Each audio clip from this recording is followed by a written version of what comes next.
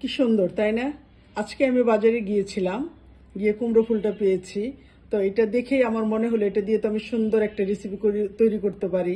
তো যার জন্য এটা নিয়ে এসেছি। ডলিস কিচেন থেকে বলছি। এটা দিয়ে আজকে আমি দুই ধরনের ডলিস কিচেন থেকে ডলি বলছি। এটা দিয়ে আজকে আমি দুই ধরনের পাকোড়া বানিয়ে আপনাদেরকে দেখাবো। আসসালামু আলাইকুম। তো চলুন শুরু করি। চাল কুমড়োর ফুল নিয়েছি। ফুলটাকে আমি নিয়ে প্রথমে এভাবে বেছে নিব। তারপর এটাকে এখান থেকে সুন্দরভাবে ছিঁড়ে নিতে হবে। ছিঁড়ে এটার ভিতরে একটা ফুল থাকবে, এটা ফেলে দিতে হবে। তারপর এটাকে এভাবে আমি এভাবে বেছে নিয়েছি। এটাকে আমি পরে ধুয়ে এটার আজকে বড়া হবে, চাল কুমড়ো ফুলের বড়া বানাবো।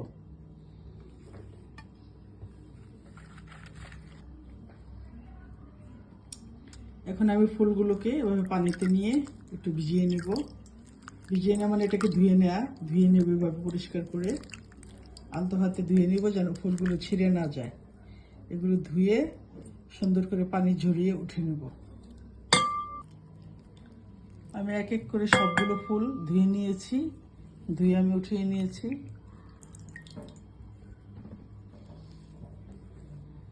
সবগুলো ফুল আমার ধোয়া শেষ। এখন এটাকে টিস্যু দিয়ে পরিষ্কার করে আমি পানিটা ঝরিয়ে নিব।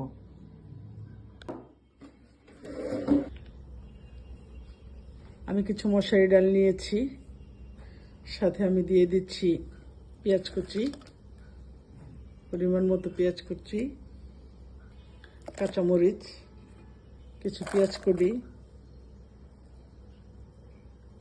একটু আদা রসুনের পেস্ট,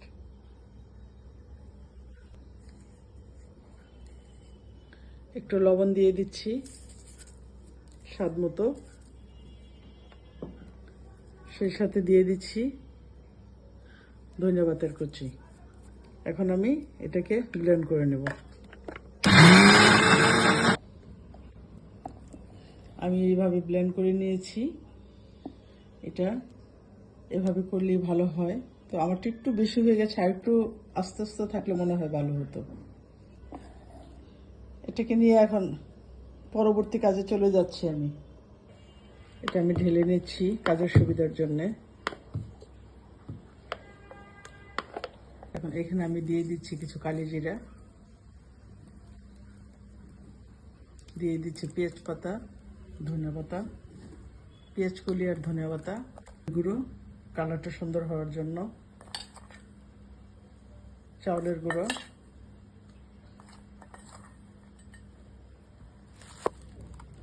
কর্নফ্লাওয়ার, সেই সাথে আমি অ্যাড করে দিচ্ছি কাঁচা পেঁয়াজ।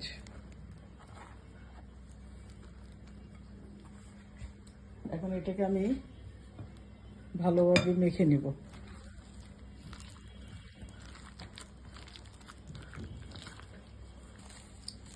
সেই সাথে দিয়ে দিচ্ছি কিছু বেসন,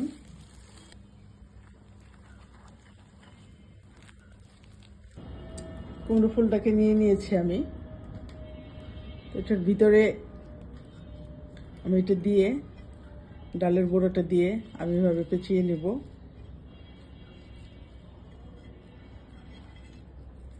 তো এইভাবে পেঁচিয়ে নেব। এটা এইভাবেই থাকবে, তেলে ছেড়ে দিলে এমনভাবেই থাকবে, সুন্দর এমন হয়ে থাকবে। পরে এটা ভেজে মচমচে হয়ে যাবে। আমি আপনাদেরকে ভেজে দেখাচ্ছি।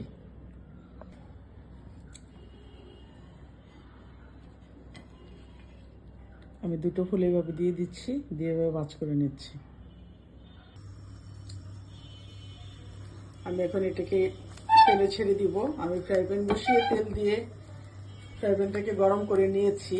এখন এখানে আমি এটা ছেড়ে দিব। চুলাকে আমি লো হিটে রেখেছি, বেশি তাপে রাখা যাবে না।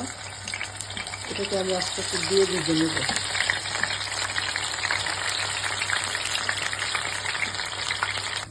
এটা আমি উল্টে দিয়েছি। ভাজতে ভাজতে আস্তে আস্তে এটা মচমচে হয়ে যাবে, খেতে দারুণ লাগবে। আর মিষ্টি কুমড়োর ফুলের গুঁড়া ভাজা শেষ হয়েছে। আমি এটাকে এখন উঠিয়ে নিচ্ছি। এক এক করে আমি সবগুলো উঠিয়ে নিব। তারপরে রেসিপিটা আমি আপনাদেরকে আবার দেখিয়ে দিচ্ছি।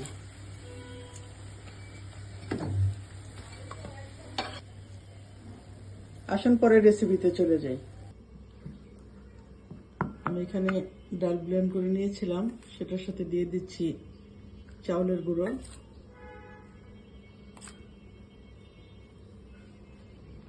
দিয়ে দিচ্ছি 1 চামচ কর্নফ্লাওয়ার,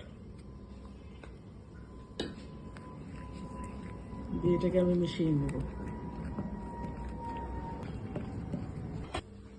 হলুদ অ্যাড করে দিয়েছি এখানে একটু কালারের জন্য।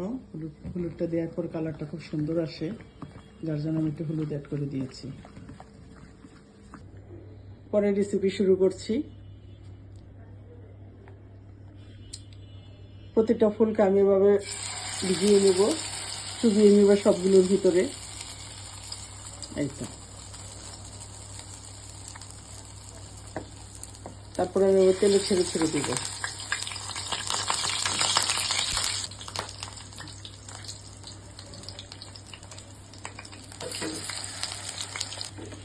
এই যে আমি উল্টে দিচ্ছি,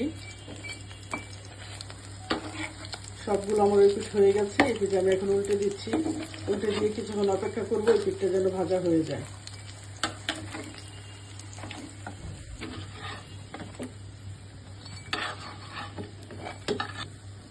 আমি এখন উঠিয়ে নিচ্ছি, এটা আমার ভাজা শেষ হয়েছে।